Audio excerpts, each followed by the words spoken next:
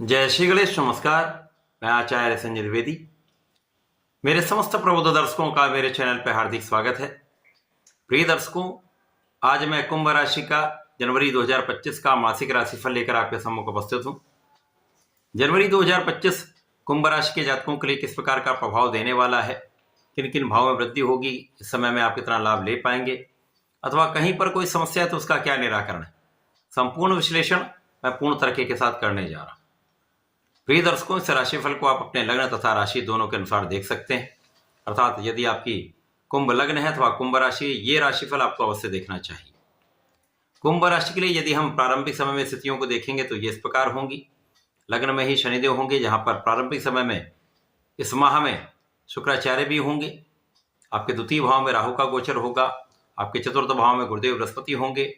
आपके लिए षष्ठम भाव में मंगल का गोचर अपनी नीच राशि में चल रहा होगा। आपके अष्टम भाव में केतु का गोचर होगा। आपके लिए बुध का गोचर दसम भाव में कार्यक्षेत्र में होगा। सूर्य का गोचर आपके एकादश भाव में होगा। इस माह में पहला परिवर्तन बुध करेंगे, जब 4 जनवरी को ये राशि परिवर्तन करके एकादश भाव में सूर्य के साथ गोचर करना प्रारंभ करेंगे। पुनः 24 जनवरी को राशि परिवर्तन करके द्वादश भाव में पहुंच जाएंगे। 14 जनवरी को सूर्यदेव का राशि परिवर्तन आपके द्वादश भाव में हो जाएगा। इसी प्रकार से 21 जनवरी को मंगल अपनी नीच राशि से निकलकर आपके पंचम भाव में प्रवेश करेंगे, यहाँ पर बुध की राशि मिथुन राशि में इनका गोचर प्रारंभ होगा। 29 जनवरी को शुक्राचार्य का राशि परिवर्तन आपके द्वितीय भाव में हो जाएगा। तो ये समस्त ग्रही स्थितियां हैं। यदि हम इस माह का अवलोकन करें तो ये माह आपके लिए अत्यंत विशेष है। प्रचंड लाभ के साथ ये माह प्रारंभ हो रहा है, क्योंकि लग्नेश अत्यंत प्रबल है। षष्ठ नामक महाराजयोग में केंद्र के भाव में लग्न में विराजमान है। यहाँ पर भाग्य के स्वामी शुक्राचार्य भी गोचर कर रहे हैं, जो आपके सुख के भी स्वामी। तो आप समझ सकते हैं पूरा माह में लगभग पूरा माह शुक्राचार्य यहीं पर रहने वाले हैं। शनिदेव पूरा माह यहीं पर रहने वाले हैं। तो आप विशिष्ट रहने वाले हैं, महालाभ लेने वाले हैं। इस पूरे माह में आपका ज्ञान, आपकी शिक्षा, आपकी क्षमता, आपका बल, आपका सामर्थ्य विशेष रहने वाला है। इसके साथ साथ आप बहुत आकर्षक भी रहने वाले हैं। आपके सौंदर्य में भी वृद्धि होगी। अब यहां पर आप महाभाग्यशाली भी रहने वाले हैं। पूरे माह में भाग्य का संपूर्ण साथ आपको प्राप्त होगा। इस माह में आप समस्त सुख सुविधाओं का लाभ लेने वाले हैं। सुखों का उपार्जन भी करेंगे, सुखों का उपभोग भी करेंगे, सुखों का संपूर्ण लाभ आपको प्राप्त होगा। तो इसीलिए यह माह आपके लिए प्रचंड लाभ का है। सूर्य का भी प्रभाव एकादश भाव में है, बुध का भी प्रभाव आपके कर्म भाव में है। तो यहाँ पर आपकी शिक्षा ज्ञान का भाव भी विशिष्ट रहेगा। शिक्षा ज्ञान में आपको संपूर्ण सफलता मिलेगी। जो जातक विद्यार्थी हैं, एक अच्छा समय जब आप अपने ज्ञान से, अपने शिक्षा से एक अच्छे फल की प्राप्ति करने वाले, सकारात्मक परिणाम प्राप्त होने वाला है। संतान भी बहुत अच्छी रहने वाली है तथा संतान सुख भी आपको प्राप्त होगा।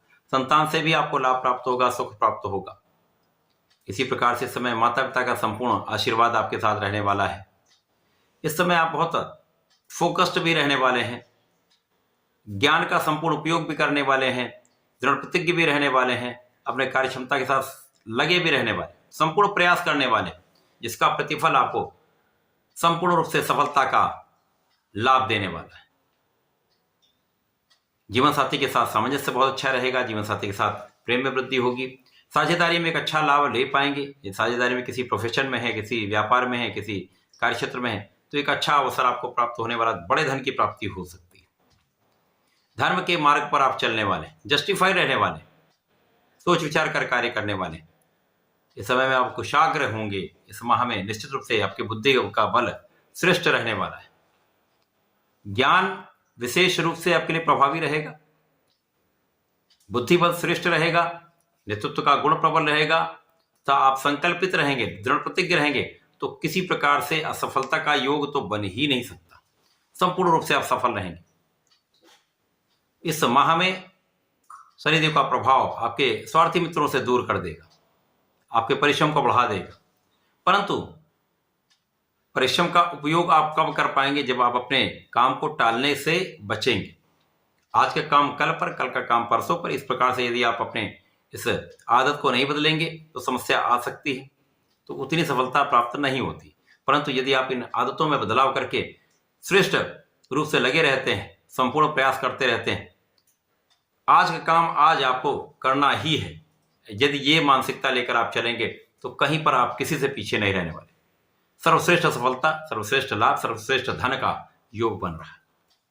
इस माह में धन का भी विशेष लाभ मिलेगा, धन प्राप्ति अचानक होगी, परंतु वाणी पर नियंत्रण बहुत आवश्यक है।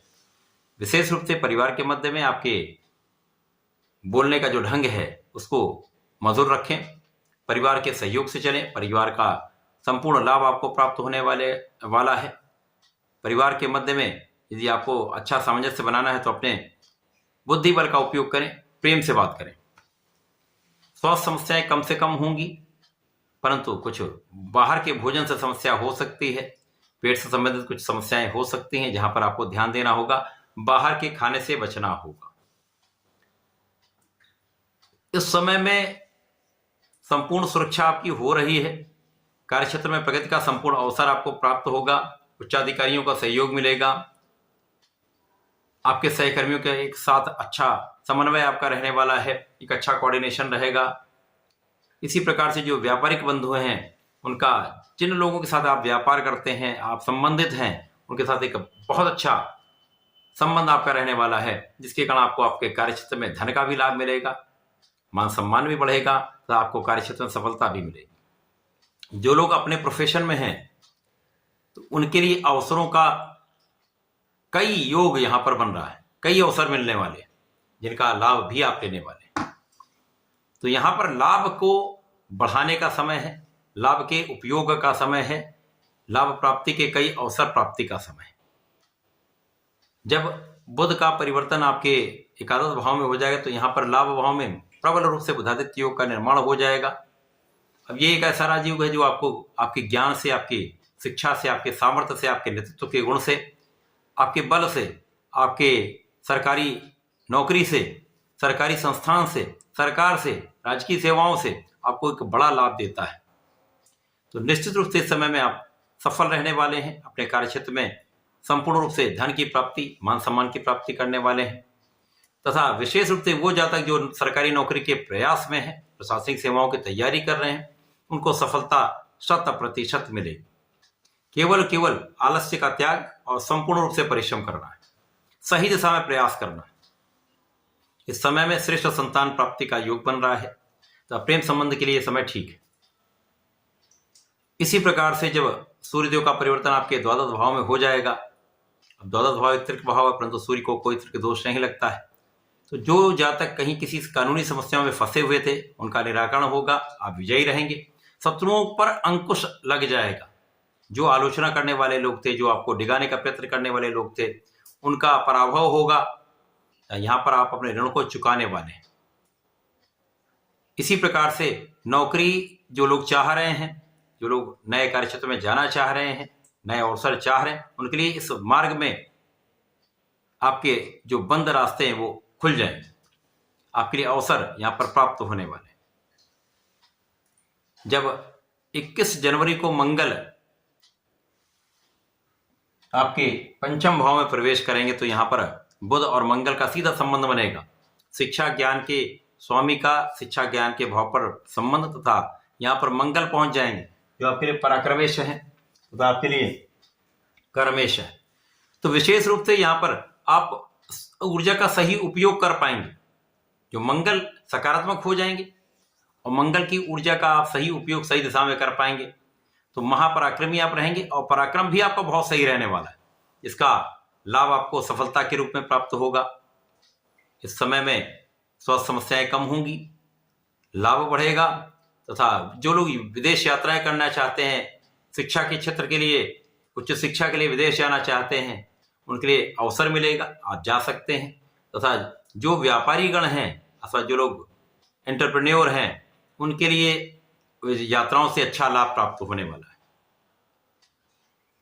अब यहां पर जो बुध हैं जब द्वादश भाव में पहुंचेंगे तो कुछ मौसम के रोग हो सकते हैं, एलर्जी हो सकती है, चर्म रोग से संबंधित कुछ विकार हो सकते हैं, सिर दर्द की समस्या कुछ हो सकती है। यहाँ पर आपको अपने स्वास्थ्य का ध्यान रखना चाहिए, परंतु यहाँ पर बुध विपरीत राजयोग में भी होंगे, जिसके कारण कुछ विपरीत परिस्थितियों में भी आपको लाभ मिलेगा। अचानक कुछ ऐसा हो सकता है जिससे आपको एक बड़ा लाभ मिल सकता है। कुछ यात्राएं ऐसी हो सकती है जहां पर आपको सफलता की प्राप्ति हो सकती है। कुछ विदेशी कार्यों में आपको, जो विदेश से संबंधित होकर कार्य करते हैं, विदेश में रहकर कार्य करते हैं, विदेश में रहकर व्यापार करते हैं, उनके लिए अचानक कुछ ऐसा अवसर मिलेगा जहां पर एक बड़ा लाभ आपको प्राप्त हो सकता है। जब शुक्राचार्य आपके लिए द्वितीय भाव में जाएंगे, धन भाव में होकर उच्च के हो जाएंगे, निश्चित रूप से महाधन का योग आपके लिए बनेगा। तो ये माह आपके लिए अत्यंत विशेष है। इस माह में संपूर्ण रूप से आप प्रचंड लाभ लेने वाले हैं। कुछ चीजों का ध्यान रखेंगे तो किसी प्रकार का कोई कष्ट नहीं होने वाला है। इस माह में आपको नियमित रूप से भगवान भोलेनाथ का स्मरण करना चाहिए, पंचाक्षर मंत्र का जप करना चाहिए। प्रत्येक शनिवार को भगवान भोलेनाथ पर दूध का अर्पण करें, काले तिल का अर्पण करेंगे तो विशेष लाभ मिलेगा। तथा संध्या के समय में ओम प्राम प्रीम प्रोम सह शनिश्चराय नमः का एक माला का जप कर लीजिए, विशिष्ट लाभ प्राप्त होंगे, समस्याएं दूर हो जाएंगी। तो ऐसा करके इसका लाभ लें, उपयोग करें। धन्यवाद, नमस्कार।